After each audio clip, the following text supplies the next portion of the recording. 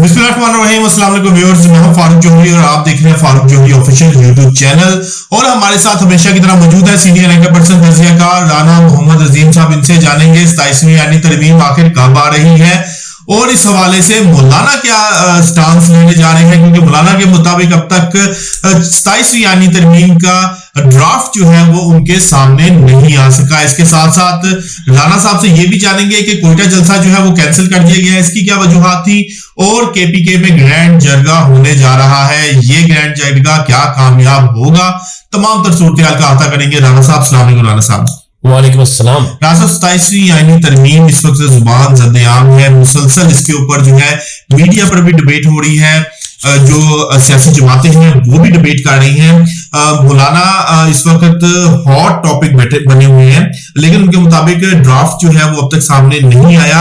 और क्या सियासी जमातों के साथ ड्राफ्ट शेयर किया जाएगा और 27वीं यानी तरमीम आपका क्या ख्याल है, क्या इंफॉर्मेशन है कि कब तक जो है वो पेश कर दी जाएगी? बिस्मिल्लाहिर्रहमानिर्रहीम, अस्सलातु वस्सलामु अलैका या सय्यदी या रसूलल्लाह, अस्सलातु वस्सलामु अलैका या सय्यदी या हबीबल्लाह। देखिए, कल सेनेट का इजलास तलब कर लिया गया है। जी बिल्कुल। एजेंडा में जो चीजें हैं उसमें अभी तक तो सामने नहीं आई, लेकिन अचानक से एक जमीन में भी आ सकती है, ठीक है, अचानक से किसी और चीज में भी आ सकती है, क्योंकि कुछ चीजें यहाँ पर अचानक से हो जाती है, ठीक है। मतलब आप ये अंदाजा लगा लें कि उस आईनी तरमीम पर एग्जीक्यूटिव काउंसिल का इजलास हो रहा है पीपल्स पार्टी का, उनके पास वो तमाम नकात मौजूद है, ठीक है जी। मौलाना फजलुर रहमान जिनके पास फैसल वाडा साहब गए, उनके पास कहते हैं जी कोई ड्राफ्ट कोई चीज हमारे पास नहीं। उनका एग्जीक्यूटिव काउंसिल का इजलास हो गया। कैसा मुमकिन है कि मौलाना के पास ना हो? देखें जी, बात यह है कि अगर मौलाना के पास होता तो मौलाना इनकार ना करता। मौलाना के हसराए कहते हैं, जो मेरी उनके बड़े इंतहाई करीब तरीन लोगों से बात, उनका कहना है जी मौलाना साहब ने वाजे पहले का मदारस का बिल जो मंजूर था, ठीक है, उस पर अभी तक अमल नहीं हुआ, ठीक है। दूसरे जो चीजें मौलाना साहब को बताई गई, मौलाना साहब ने कहा ये तो वो काला सांप है जो हमने 26वीं आईनी तरमीम से निकलवाया था। अच्छा, जो शिक्के निकलवाई थी, तो हम किस तरह वो 27वीं में डाल दिए? अच्छा, ठीक है। तो सिर्फ पीपल्स पार्टी राजी है। मैं आपको वक्त से पहले बता दूं। अच्छा, वो सुबह वाले मामले में भी राजी होंगे, क्योंकि जिस तरह से बिलावल साहब ने ट्वीट किया था, क्या वो जो एक 28वीं तरमीम हुई थी सुबह के हवाले से, तो क्या उस पर भी राजी होगी कि उसके अंदर जो है वो मामला चंद एक चीजें जो होंगी उसमें हो जाएंगी। फिर वो एक लफ्ज आता है बड़ा मजेदार सा, वसी तर कौमी मफाद में ये फैसला करना।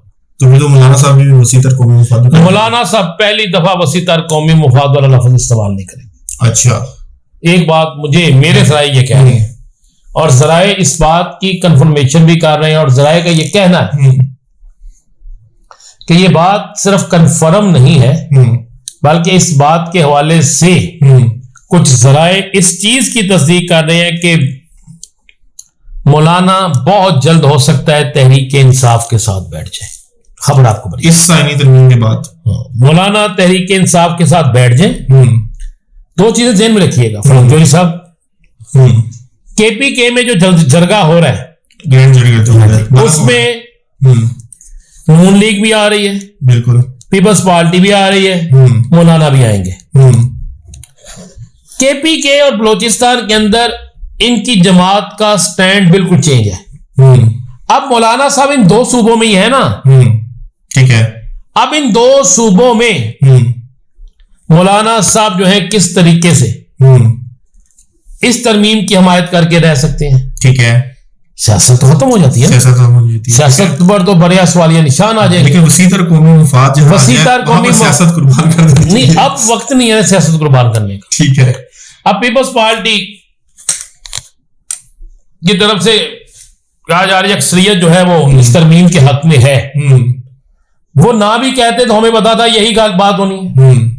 इसमें तो कोई दूसरी तीसरी चौथी पांचवी छठी बात है ही नहीं, क्योंकि पीपल्स पार्टी तो राजी है, बिल्कुल राजी, क्योंकि पीपल्स पार्टी ने कुछ लोग होना है। आज पंजाब में जो उन्हें मिलना शुरू हो गया है, इस तरमीम के बाद समन मिलना शुरू होगा कश्मीर में भी, उसके बाद समन मिलना शुरू होगा जीबी में भी।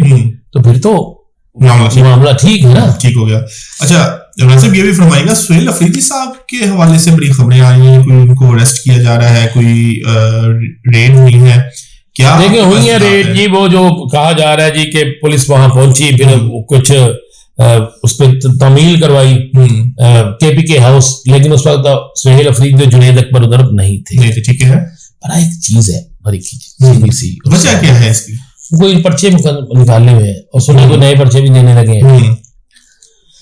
एक वजीर आला को अगर आप गिरफ्तार कर लेते हैं, जो इस वक्त फेवरेट तरीन वजीर आला केपीके है, ठीक है, उसकी गिरफ्तारी के बाद क्या आप समझते हैं गवर्नर राज लगाना मुमकिन नहीं है।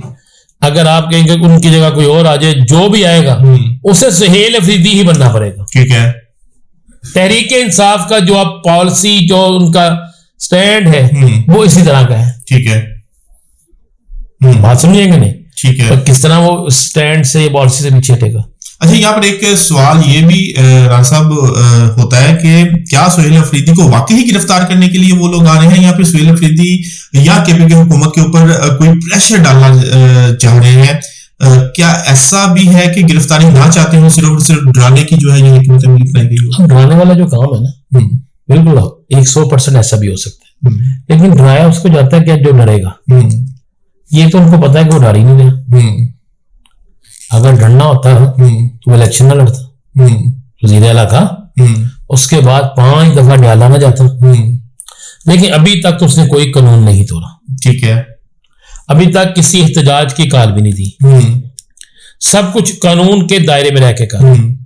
अगर कोई उस पर FIR है तो उनकी वो प्रोटेक्शन भेज लेगा। ठीक है, जो उसका आईनी कानूनी हक है, उसके बाद चला जाएगा वहां।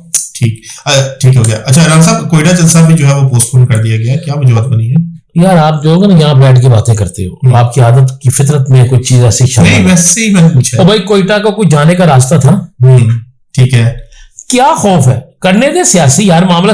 कोयटा में जितने ज्यादा सियासी मामला होंगे उतना कोयटा के लिए बेहतर है, उतना बलोचिस्तान के लिए बेहतर। आप देखें कि उस ग्राउंड को सील कर दिया गया, लोगों ने कहा जी पानी भी छोड़ दिया गया, पूरा कोयटा सील था। ठीक है, कोयटा में आने जाने के रास्ते बंद थे, सख्त तरीन निगरानी थी। तहरीक इंसाफ का कहना है कि हमारे साथ कुछ हो सकता था, हमने कुछ खुदा ना सा हो ना जाता तो हमने इसलिए बिल्कुल। अच्छा नासिब, इसमें ना कुछ हुकूमती हल्के, हाँ जी, वो कह रहे हैं कि कोयटा जो जलसा पोस्टपोन किया, यानी कि कोयटा जलसा नहीं जो करने दिया गया, शदीद सिक्योरिटी थ्रेट था। बलूचिस्तान के हालात भी आपके सामने हो सकते हैं, कुछ ऐसा भी हो सकता था, कुछ गलत हो जाता, अवामी जो है वो जाने या माली नुकसान हो जाता, तो फिर जिम्मेदारी जो थी वो हुकूमत के ऊपर आती थी। ये वजह थी कि इनको रोका गया, अदरवाइज और कोई इस हवाले से नहीं था। चलिए ये उनके अच्छा मौकफ है उनका, वाकई वहां पे एक थ्रेट्स है, वहां पे सारा कुछ है, इसको भी हम रद्द नहीं कर सकते। लेकिन एक आपसे गुजारिश कर सकते हैं ना, जिस सूबे में कोई थ्रेट नहीं है वहां तो जलसा करने दें। वहां पर तो जब आएगा तो देख लेंगे, हुकूमत का काम है ना देखना। नहीं, आप जैसे दानिश्वर जो है जो एक मौका आपके सामने रखा है, ये आप सहाफत के एक बड़े दानिश्वर हैं। आप हुकूमत के आगे जिन हलकों से आपकी बात होती है, उन हलकों से कहें आप किसी जगह तो जलसा करने दें। केपीके में हो जाएगा तो केपीके में थ्रेट नहीं है, ये तो खुद कहती है, लेकिन हुकूमत को अच्छी सिक्योरिटी मिल जाती है। अच्छा ठीक है, तो पंजाब में देखें जब ये रिक्वेस्ट करेंगे तो फिर सारी बात उसके ऊपर हम फिर बात करेंगे। अगर नहीं इजाजत देंगे तो फिर शायद आपको नहीं पता कि रिक्वेस्ट हो चुकी है। अच्छा हो गई है, ठीक है, तो वो पता चलेगा क्या उसका आता है? आपको पता नहीं क्या आएगा, जब आएगा फिर उसके ऊपर भी लोग करेंगे ना, उसके ऊपर फिर आड़े हाथों लेंगे। ठीक है, क्या ख्याल है? नहीं ठीक है जी भी, और आज तक के लिए इतना, कल तक के लिए अपने मेजबान अपने भाई फारूक जोहरी को इजाजत दीजिएगा। अल्लाह हाफिज।